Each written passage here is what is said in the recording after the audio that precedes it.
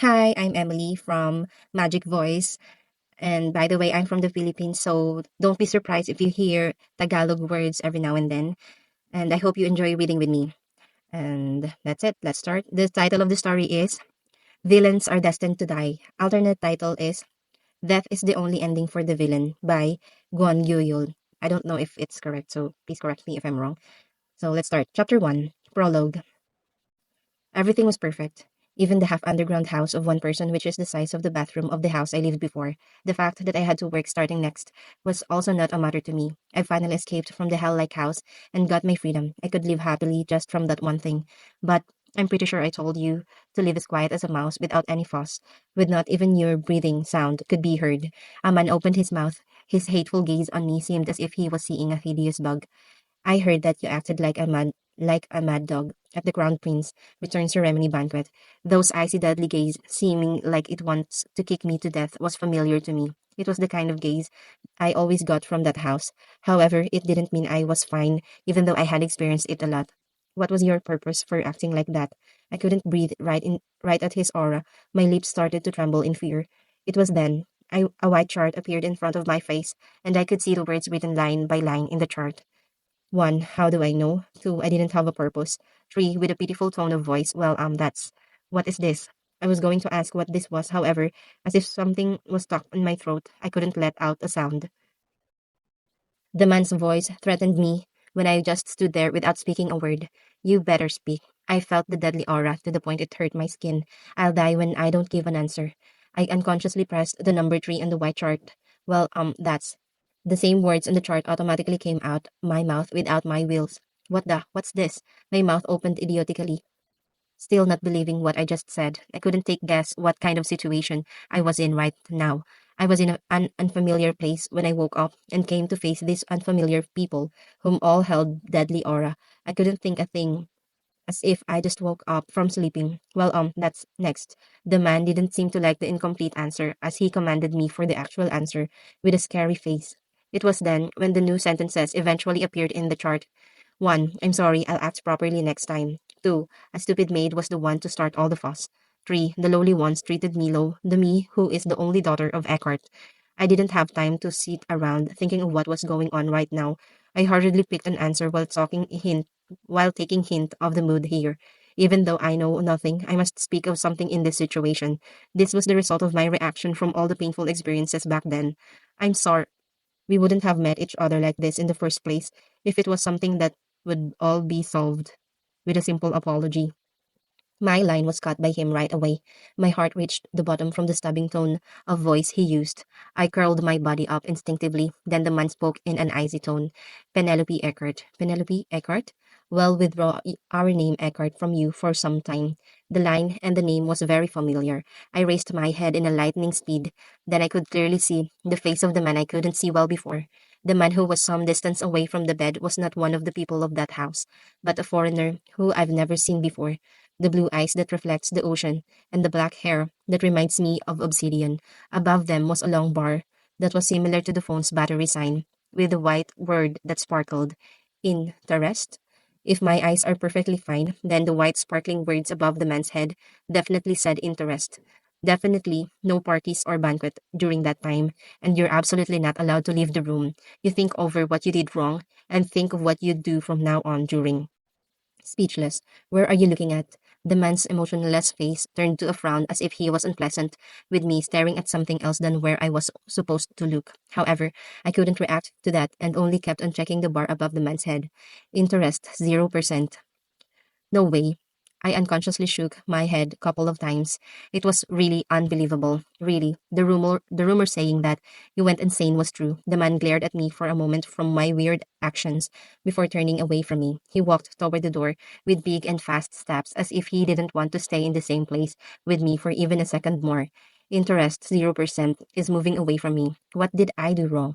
It was the time I think about what this situation was about while staring at the back of the living figure. I felt someone's eyes on me, with the aura seeming to mock me with a smirk. I turned my head to see another person with pink hair, standing with his arms crossed in the shadow by the door. He had the same blue eyes as the person who just left. His face held a smile that seemed to ridicule. Interest, negative 10%. The white word sparkled above the boy's figure. It's even a negative. Full beach. Serves you right. Unlike how he has a pretty face, he swore some nasty bad words and left the room following the man who previously left. Thud. The door slammed. I stayed seated with my head blank for a long while in the room where only I existed. My head didn't work well, and I still couldn't figure out the situation I was in currently. I thought for a while and realized that that the place I was in and the two people I just saw were both somewhat familiar to me. It's a lie, right? I could finally speak what I wished to speak when I was left alone, but I didn't have time to notice that. I couldn't believe this. This was not something that happens every day for me, too. There's no way, though. It can't be that the scene from a game I was playing before falling into sleep was replaying like it's reality, and with me as one of the characters in the game. I'm dreaming right now. There didn't exist another case of for this other than that. However, no matter how much I pulled on my hair and pinched my face, I still couldn't wake up from this dream. No, no, no, no, no. I say no. Penelope Eckhart. She was the villainess of the most popular game for girls these days and the heroine of the difficult mode. Let's skip this. Translator's notes. End of chapter 1. Chapter 2. Them feeling regret that they bothered their sisters and the protagonist attacking their hearts, little by little, was enough for me to dive into this game and drown in it. Me, who once chose to take a look at the game, was now drowning into the game. Reaching the ending was easy, even though it was my first playing this kind of game. It was fun, I agreed on that. However, the normal mode was way too easy, even for a beginner like me. From the start, all the male lead's interest towards the heroine started with 30%. It was to the point. It could be called easy mode and not normal. I saw every character's ending within 3 hours of time. Then a card popped on the screen which said the hidden ending with a drawing of luck on it. $100. Are they crazy? Why is it so expensive? To see the hidden ending, you needed to either pay a crazy high price for it or finish the hard modes of each character. Shit. It's already midnight though. I thought about the class I had early in the morning. However, that didn't go for long. Whatever. Let's get it done with. I was insane, being controlled by the game. I wouldn't have done anything like this usually. My fingers excitedly clicked on the hard mode button. The different prologue video played this time with a grand BGM. Background music. Oh, the heroine changed to her. It was unexpected that the heroine changed into this mode. She was the villain from the normal mode, the fake mistress of the Duke family. The story was set before the heroine of the normal mode appeared, so it felt like a whole different story from a different game. Maybe this is why this game's so popular. The detailed illustration of the heroine in the hard mode appeared on my screen that woke me up for good. The unique system of this game was not like any other game. This made me be more interested in this app. The villain who was evil to the angel-like heroine was the one who was winning the hearts of the strictly love-barriered male leads now. That gave me the excitement and heart flutters that I couldn't quite explain. I proceeded to the main story of the hard mode. I was overly confident about this since I finished all the normal mode routes. Even though it was called the hard mode, I expected that the choices of lines would be just a bit more difficult to choose. However, that was just my mistaken guess. Why did I die again? Hard mode was extremely difficult. The heroine who was the villainess from the first place. It was said that raising the character's interest was freaking hard. It wasn't only that. The interests raised with my hard work all dropped down to game over after just one smallest mistake. Not just a normal game over thing, but every disturbing death of the heroine. Why did this have to be so extreme? The illustration was also so realistic and cruel. I frowned at the illustration of the heroine getting sliced on the neck by the crown prince. This mad game. I died several times due to the hard choices I made sincerely in the game. Frustration filled my heart at this horrible system. What was the producer thinking, making the difficulty setting like this? I died so many times that I started to feel the stress playing this. Please, let me live for once, please. My goal was to unlock the hidden ending. However, it was long ago since that goal was forgotten.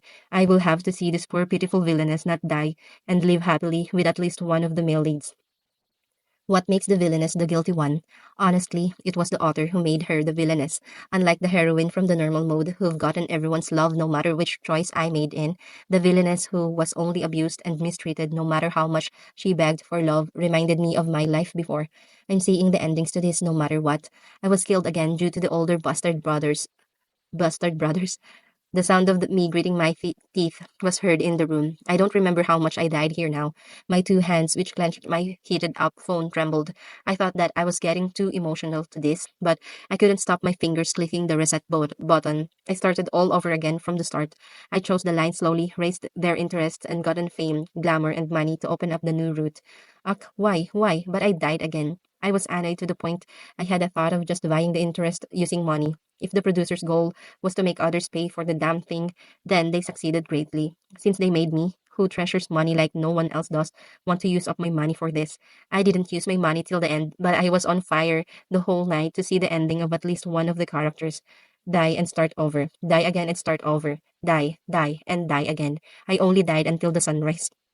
However, I wasn't able to see the ending of any of them till the end. Fuck again. Me, who was going to press the reset button again, couldn't handle it anymore as I fainted to sleep with my phone in my hand.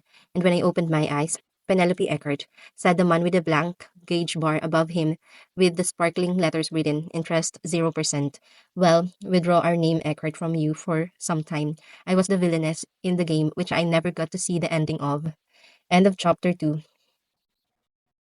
Chapter 3. Lady, wake up now. Lady, wake up now. I heard someone whispering above me. Even though I was fast asleep, I was able to wake up even by the smallest presence of someone. I refused to believe in what had happened to me, which kept me awake all night, hoping that this was all just a dream. I wished so hard for me to wake up from it, and I think I fell asleep during the process of that. Lady, the cautious voice was heard again. Is she calling me? The two men with blue eyes left already, and from what I remember, no one was in this room except for me. Till the very last moment I was awake. For that reason, the one who could be called a lady was me alone. Speechless, I was drowsy when I was lost in my thoughts that I couldn't answer the call right away. It was a moment later when I heard a rustling sound from the back. I was somewhat awake from sleep now. I was about to put my strength to my body to get myself up from the bed. A lightning-like pain was felt on my forearm from outside the comforter. Ugh, my eyes automatically flashed open. I screamed as I got up from the spot, kicking the comforter away. Next, I pulled my sleeves off. It was to check my pained forearm. I was shocked to see the flesh shown under the light sky blue pajama sleeves, making my jaws drop. The thin forearm was covered with blue bruised scar of the needles. If it weren't a human flesh but some kind of a fabric, it would have had lots of visible holes on it. It was when I was still shocked by the sight of a drop of blood on one of my forearm. You're awake now. Unconcerned, casual voice came from the bed from side of the bed. I turned my head towards that direction to see a brown-haired girl with lots of freckles. She was a maid. In the illustrations, every maid had no faces drawn and all wore the same maid outfit, including the girl standing in front of me. I don't know where she hid the needle she poked me with, but there was nothing in her hands. She was observing me with a face of mockery and some kind of satisfaction. What's up with her, doing this kind of thing to a person who was doing absolutely nothing? I opened my mouth in desire to snap at her. Speechless, however, no words came out of my mouth, no matter how hard I tried. Why isn't anything helping me out in this kind of situation? Damn it. When I only glared at her with no words said, the maid acted as if nothing happened. I've prepared the bathing water for you in the bathroom, so go and wash yourself first, lady. An evil smile was reflected on her face as she started to make the bed. She seemed to be used to doing this to this body.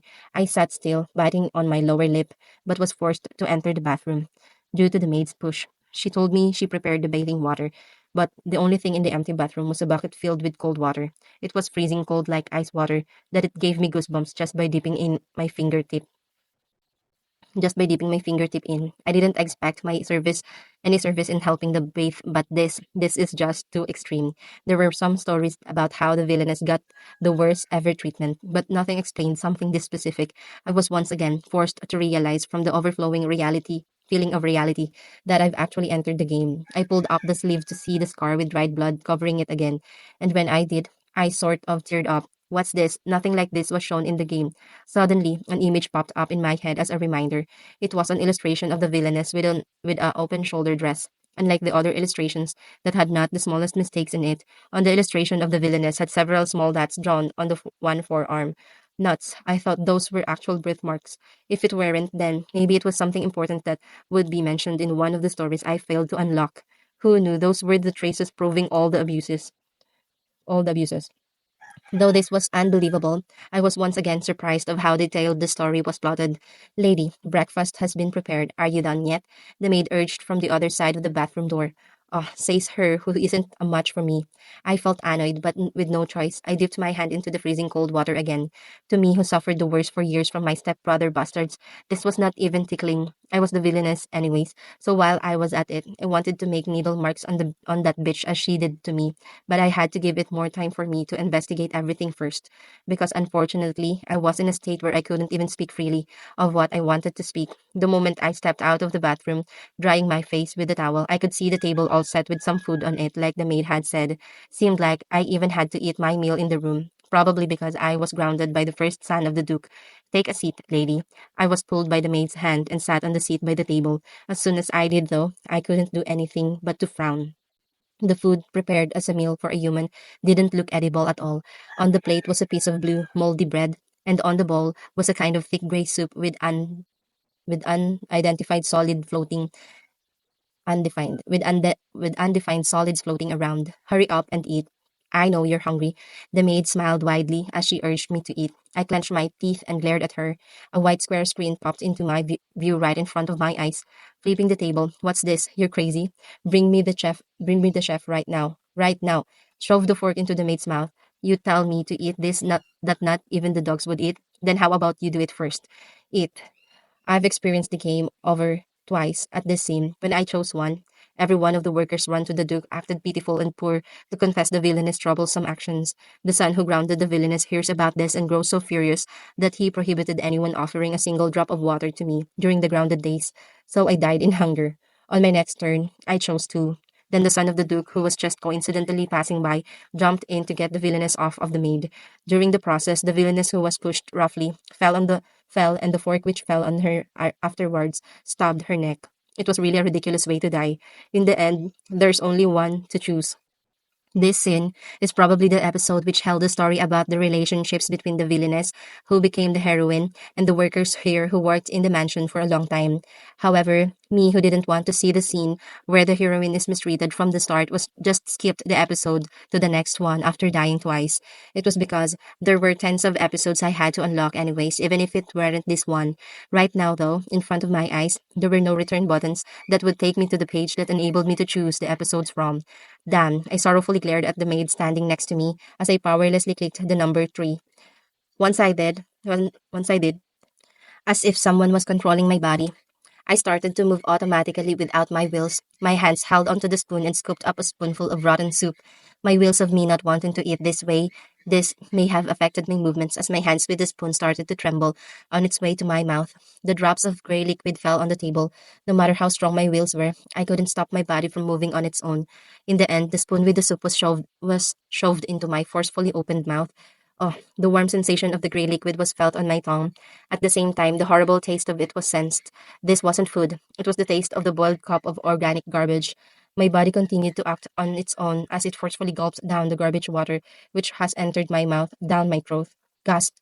The maid who watched gasped, as if she didn't expect me to really eat it. Ugh. I feel like I'm going to vomit. I gagged. I was trying so hard to forget the feeling I was currently feeling. I'm guessing that once is enough. I wouldn't die just by consuming a spoonful of organic garbage. I let out a sigh of relief since I've safely got over an episode. It was my misunderstanding. My hand which held the spoon with didn't stop. What's it doing? What's even afterwards I had to keep on shoving the moldy blue bread and the grey soup in my mouth.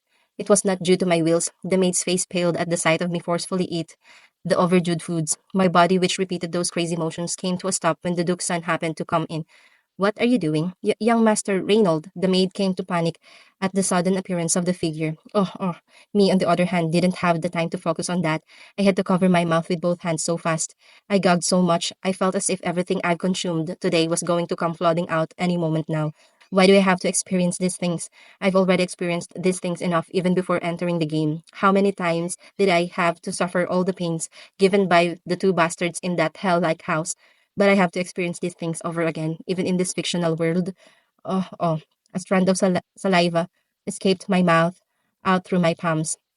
I felt myself tearing up due to this unfair situation and the disgust. I groaned like a person who just drank poison, seeing that the pink hair approached me with a shocked expression on his face. Hey, are you okay? he stopped in his words. He froze still with more shock shown on his face as he looked at what was set on the table. This moldy blue bread, rotten soup, it was a mess. No one would be able to guess that this was served to a lady from the Duke family. Not even the commoners would eat this garbage for breakfast. The sight of the half of those foods, Gun and his pale younger stepsister covering her mouth, the face of the pink hair who turned his face to look back at the maid, changed to a horrifying frown. Hey, what did you just feed her? Young master, this is well. The maid turned pale at the deathly aura and started to shiver in fear. He obviously wouldn't have guessed. How would an extra who was just passing by have guessed that the fake lady who was always making a fuss of one or another would be eating the rotten food, purposely prepared without any complaints? The pink hair snapped at the maid who wouldn't properly answer. This is more than enough humiliating to dare mock our family. A mere maid like you doing these things to the one she's serving. Young master, that's a misunderstanding. Young master, get lost. Scram from this room. Young master, I'll kindly explain this whole thing to my father and brother. Is there someone out there? Butler. End of chapter 3. Chapter 4. Thinking that this life was a gift from the God for the pitiful me. Thinking that this life was a gift from the God for the pitiful me. However, I succeeded in enduring and finally escaping the Dang house. I was accepted into the famous university that everyone in the world knows about. There was a house I could fully relax in even though it was small and dirty. There were nothing left but things that would help me on the way to the brightest future after I left the two bastards. What I'm trying to say is that Penelope's life, which every littlest mistake takes me to my death, isn't any better, never mind, far worse. It would be a better it would be a different matter if I at least was the heroine of the normal mode, whose every decision led her to walk the flower path. But why? But why to me, who've just succeeded in escaping the hell-like house? Just why? Slam! I screamed, slamming on the sink. The girl's beautiful face reflected in the mirror showed a horrifying expression. The sight of her looking more furious than sad certainly made her look like the greatest villain in the game. Huh, I sighed deep and ran my hand through my hair to flip it. I thought of things about Penelope Eckert, a villainess of one game, the heroine of the hard mode. Penelope was actually a commoner with no surname. Penelope, who grew up going from place to place with her poor mother, catches the interest of the Duke, who was desperately searching for his lost Makne daughter. When her mother, who suffered an illness, passed away, she was adopted to the Eckart Duke family. There was only reason she was able to turn into the lady of the Duke family. It was thanks to her appearance that matched the lost daughter of the Duke, the pink hair inherited by the dead Duchess, and the clear blue eyes which symbolized the Eckart family. I thought of the second son of the Duke whom I just saw not too long ago. His hair was the color of the lovely pink. However, the hair color of the women in the mirror was more towards flame color than pink, and the turquoise colored eyes that slightly differed from the rest of the family members. He should have continued finding his daughter. Why did he have to take in a random kid? As Penelope grew, she did not to look like his daughter anymore. She did not look like his daughter anymore. The Duke soon lost his interest for her and locks her out of his sight. All that was left for Penelope, who lost the Duke's interest, was her two stepbrothers and the workers abusing. It's so similar to my life to the point it feels unpleasant. Penelope's life and the treatments she got was awfully like mine. It was something I didn't notice when I was playing it as a game. I suddenly started feeling down. Fake lady. Every worker's working in this mansion called Penelope fake. Penelope herself was breathtakingly beautiful, but to others' eyes, she was only a mere clone that didn't even look like the original. Maybe the story flowed differently if she acted cute towards others, but her personality hit the bottom, even though she was only a girl who just coincidentally happened to enter the family. Flashing back to the prologue of the story, it was explained she was always on guard towards everyone, like a hedgehog with spikes up, and always caused trouble wherever she went, to no matter the place or the situation. I wonder why the choices of lines were all something that would surely cause a fuss. I nodded my head, finally understanding why all the choices I had to choose from were that insane. Penelope was actually a villain who seemed powerful just by her name. Unlike how naive the normal mode heroine looked like, she looked so keen and sharp, but I sort of understood Penelope. Just today, no, just a few hours, I've experienced the treatments she got for only for a few hours, yet I think it was enough for me to understand how her life must have been. Even though she's called a fake, how could they wake her up poking her with needles? Even so, she's a girl picked up by the Duke himself. Not even one maid would wake the other maids that way. It was when she was 12 when Penelope was adopted to the Duke family. If she was abused from that day on, there weren't that much things a little kid could do to the adults who wouldn't even listen to her words, no matter how hard she shouted. Is this a proof trying to prove she's a meant to be villainess? Nothing could change the fact that she was abused all the time, even until today.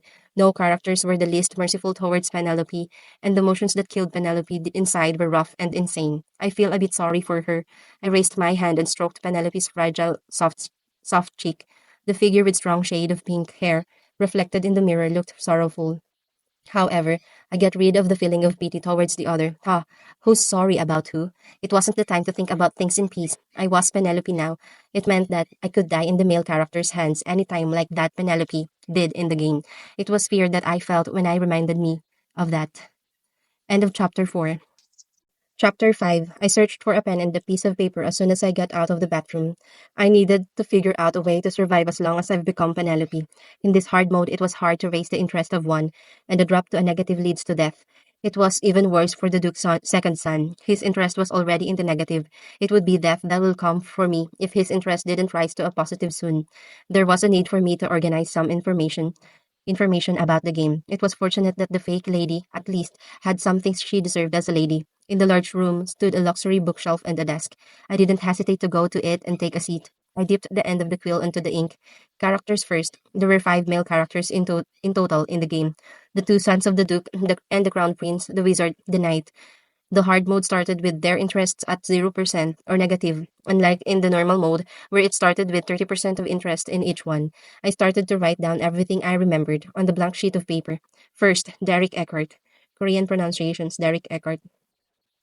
He was the first son of the Duke, technically the young Duke of the family. Derek was a typical nobleman. He was generally uninterested towards Penelope, as he was too busy preparing to be the next Duke of this family. However, there were strong and intense contempt and hatred towards her for taking his blood-related sister's place.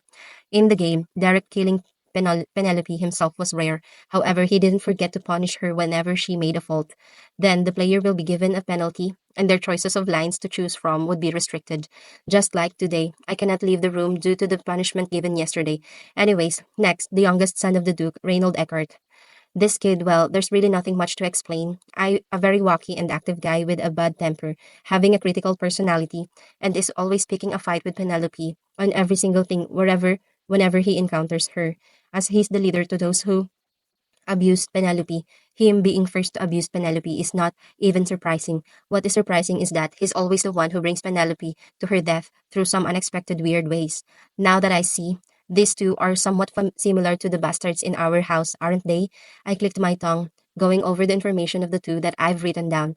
These two had the easiest routes to master in normal mode. It was because these two had family love and not lovers' love for her since they were blood related. That being said, Penelope was not the least related to the two through blood. Therefore, it had the higher chance of having a different ending than in the normal mode. However, I shook my head. I scribbled a big X on their names I've written. They have no answers. These two are hopeless. Adding to that, Reynolds' interest starts at a negative, not even a zero, but a negative. Why would negative be a negative? This was what the producer was telling me. There's no hope in the first place, so just give up on an ending with Reynolds. Besides, I was a person who would go nauseous even just hearing the word Opa, so I decided I'd fully give up on them. Next, the Crown Prince, Callisto Regulus. The Crown Prince, Regulus. The only information I have about him were all from the normal mode. The Crown Prince who depreciates his life due to his unfortunate childhood events, meets the angel-like protagonist, and heals his heart before he punishes the villainous people, Penelope.